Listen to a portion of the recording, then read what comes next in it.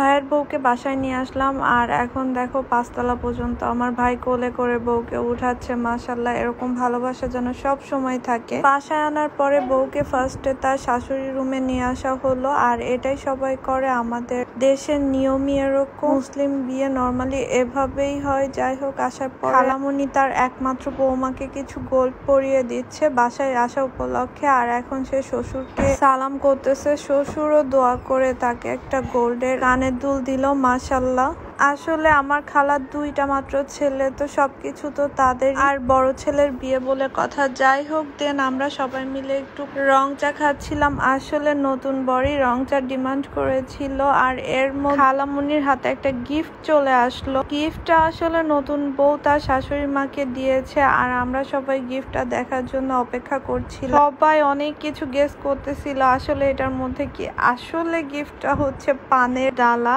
বৌমা তার শাশুড়ির জন্য পানের ডালা নিয়ে আসছে, আর পানের ডালাটা অনেক সুন্দর। পানের ডালাটা একদমই আনকমন দেখতে, এত সুন্দর, প্রত্যেকটা মাটি খুব কিউট লাগতেছিল। যাই হোক, খালামুনির তো খুব পছন্দ হয়েছে, আর এদিকে বাসর ঘর সাজানোর প্রিপারেশন চলছিল।